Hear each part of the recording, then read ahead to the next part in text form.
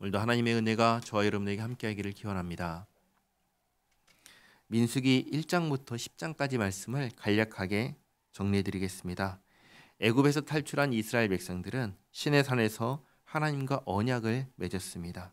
하나님께서는 이스라엘의 하나님이 되시고 이스라엘은 하나님의 백성이 되는 언약입니다. 언약을 맺고 난 후에 하나님께서 이스라엘 백성들에게 지켜야 할 계명을 주십니다. 10계명입니다. 그리고 하나님을 예배하는 성막을 짓게 하십니다. 그리고 이스라엘 13지파를 조직하십니다. 레위 지파는 성막에서 봉사하게 하십니다. 그리고 나머지 12지파를 군대처럼 조직합니다. 행군 순서를 정하고 진을 배치합니다. 나팔 신호를 정합니다. 이렇게 모든 것을 다 갖춘 다음에 약속의 땅 가나안을 정복하기 위하여 출발합니다. 그래서 시내산에서 어디까지 이동하냐면 바란 광야까지 이동합니다. 바란 광야는 바로 위쪽이 가나안 땅입니다. 그러니까 가나안 땅 가장 가까운 곳까지 이동한 것이죠. 그런데 민수기 10장까지는 이 모든 준비를 하나님의 말씀대로 다 행하여 준비했습니다. 순종하면서 이렇게 해왔다라고 성경은 기록하고 있습니다. 문제는 11장, 오늘부터 우리가 읽을 말씀입니다. 11장 1절은 아주 당황스러운 말씀으로 시작합니다. 1절 말씀에 여호와께서 들으시기에 백성이 악한 말로 원망하매. 바란 광야가 어디냐면 조금만 더 가면 가나안 땅입니다. 곧 있으면 약속의 땅에 들어가는데 갑자기 이스라엘 백성들이 하나님을 원망하기 시작합니다. 그것도 악한 말로 원망하기 시작합니다. 하나님을 향한 백성의 태도에 문제가 생기기 시작한 것입니다. 당연히 1절 하반절에 여호와께서 들으시고 진노하사 여호와의 불을 그들 중에 붙여서 진영 끝을 사르게 하시매. 하나님께서 불을 내리셔서 진영의 일부를 태우십니다. 그러자 2절의 백성이 모세에게 부르짖음으로 모세가 여호와께 기도하니 불이 꺼졌더라. 백성은 원망하고 하나님께서는 벌을 주시고 그러자 백성이 부르짖고 모세가 기도하고 하나님께서 불을 끄십니다. 용서하신 것이죠. 그러나 이게 시작이었습니다. 3절에 그곳 이름을 다베라라 불렀으니 이는 여호와의 불이 그들 중에 붙은 까닭이었더라. 이어서 또 하나의 불만이 나옵니다. 4절 말씀에 그들 중에 섞여 사는 다른 인종들이. 애굽에서 이스라엘 백성들이 탈출할 때 이스라엘 백성들만 탈출한 것이 아닙니다. 다른 인종들도 섞여서 나왔습니다. 그 사람들이 탐욕을 품음에 이스라엘 자손도 다시 울며 이르되. 그러니까 이스라엘 백성들도 이 다른 인종들, 이방인들과 같이 생각한 것이죠. 그래서 그들과 함께 탐욕을 품고 울면서 하는 말이 누가 우리에게 고기를 주어 먹게 하랴. 우리가 애굽에 있을 때에는 값없이 생선과 오이와 참외와 부추와 파와 마늘들을 먹은 것이 생각나거늘. 여기 중요한 것이 있습니다. 이스라엘 백성들이 애굽에 살 때 잘 먹고 잘 살았나요? 그렇지 않습니다. 정직하게 말해야 됩니다. 이스라엘 백성들은 애굽에서 고생하며 살았습니다. 애굽의 새로운 왕은 이스라엘 백성들이 늘어나는 것을 막기 위해서 지나친 일을 시켰고 심지어 아들을 낳으면 어떻게 하라고 했냐면 강에 버려서 죽이라고 했습니다. 애굽에서의 삶은 풍족한 삶이 아니었습니다. 그래서 하나님께 울부짖으며 구원해달라고 간구했습니다. 그리고 지금 이스라엘 백성들이 말하는 우리가 애굽에 있을 때 먹었던 것들의 목록을 보면 거기에 고기가 있나요? 없습니다. 없습니다. 그런데 지금 애굽에서 구원하시고 광야에서 지키시며 먹을 것과 마실 것을 부족하지 않게 주시는 하나님께 이런 식으로 탐욕을 품고 울면서 애굽에서 우리 잘 먹고 잘 살았습니다 하면서 이렇게 얘기를 하고 있는 것입니다. 그리고 6절에 이제는 우리의 기력이 다하여 이 만나 외에는 보이는 것이 아무것도 없도다 하니 라고 하면서 7절부터 9절까지 만나를 소개합니다. 만나는 가시와 같고 모양은 진주와 같은 것이라. 백성이 두루다니며 그것을 거두어 맷돌에 갈기도 하고 절구에 찢기도 하고 가마에 삶기도 하여 과자를 만들었으니 그 맛이 기름 섞은 과자 맛 같았더라.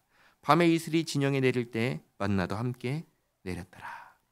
그러니까 이스라엘 백성들이 다른 인종들과 함께 하나님께서 주시는 음식을 가지고 불평하는 것이죠. 이런 것이죠. 만나 말고 다른 거 먹고 싶다. 애굽에서 다른 것도 먹었는데 고기가 먹고 싶다. 애굽에서 먹어보지도 않았던 그 고기를 먹고 싶다. 여기는 만나밖에 없다. 나는 다른 거 먹고 싶다. 이 이야기를 하는 것입니다. 10절에 백성의 온 종족들이 각기 자기 장막문에서 우는 것을 모세가 들으니라. 이러므로 여호와의 진노가 심히 크고 모세도 기뻐하지 아니하여. 어떤 모습으로 보였을까요? 이스라엘 백성들이 모세의 눈에 마치 어린아이가 떼를 쓰는 것처럼 보였을 것입니다. 그러나 이게 한두 사람인가요? 무려 60만 명이나 되는 사람들이 이러고 있으니까 모세가 너무 괴롭죠. 너무 괴로워서 하나님께 아뢰입니다. 11절에 모세가 여호와께 여짜오되 어찌하여 주께서 종을 괴롭게 하시나이까?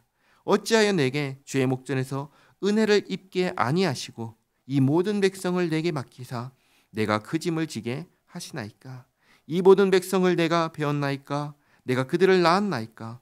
어찌 주께서 내게 양육하는 아버지가 전 먹는 아이를 품듯 그들을 품에 품고 주께서 그들의 열조에게 맹세하신 땅으로 가라 하시나이까?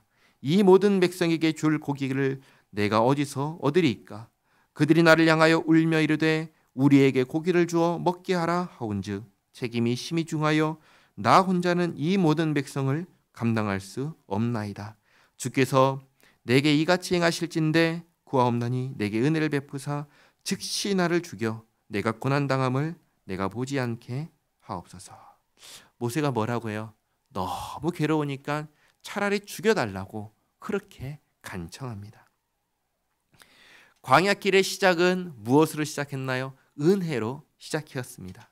광야길의 여정도 은혜였습니다. 그러나 사람들이 하나님의 은혜를 은혜로 여기지 않습니다. 물론 처음에는 은혜로 받아들였습니다. 그러나 동일한 은혜가 계속해서 주어지자 어느 순간부터는 당연한 것으로 여기기 시작했습니다. 문제는 어디서부터 시작했을까요? 하나님께서 베풀어 주시는 은혜를 당연한 것으로 여기면서 문제가 시작되었습니다. 하나님께서 우리를 구원하셨습니다. 예수님을 보내주셔서 우리를 살려주셨습니다. 우리를 하나님의 자녀 삼아주셨습니다. 우리는 죄와 사망의 권세에서 구원받은 하나님의 자녀입니다. 이것이 처음에는 은혜였고 처음에는 감격이었습니다. 지금도 그런가요? 지금은 너무나 당연한 것이 되진 않았나요? 그래서 이제는 이건 외에 다른 것이 필요하다고 하나님께 간청하고 있지는 않은가요? 우리는 하나님께 무엇을 구하고 있을까요? 하나님의 은혜가 없으면 우리는 어떠한 상태로 되돌아가는지를 생각하시기 바랍니다. 하나님의 은혜가 없으면 우리에게는 미래가 없고 소망이 없는 인생입니다. 하나님의 은혜가 없으면 우리에게는 아무것도 없습니다. 우리에게 있는 것 모든 것이 다 하나님께서 은혜로 베푸신 선물입니다. 하나님의 선물을 잊지 마시기 바랍니다. 하나님의 은혜를 기억하시기 바랍니다. 우리는 예수님의 생명으로 구원받은 하나님의 자녀입니다. 하나님의 자녀로 하나님께 영광 돌리며 살아가는 우리 모두가 되기를 바랍니다. 기도하겠습니다. 하나님, 우리의 입술에 불평과 불만으로 가득 찬 입술 되지 않게 하옵소서. 우리의 입술에 감사로 가득 찬 입술이 되게 하옵소서. 하나님, 우리가 하나님께서 베푸신 은혜를 잊지 않게 하옵소서. 하나님께서 아들 예수님의 생명으로 구원하신 은혜를 잊지 않게 하옵소서. 우리가 가진 모든 것이 하나님께서 주신 선물임을 잊지 않게 하옵소서. 우리가 하나님의 백성이요 하나님의 아들과 딸임을 잊지 않게 하옵소서. 하나님, 우리가 하나님의 사람으로 하나님과 동행하며 살게 하옵소서. 예수님의 이름으로 기도하옵나이다. 아멘.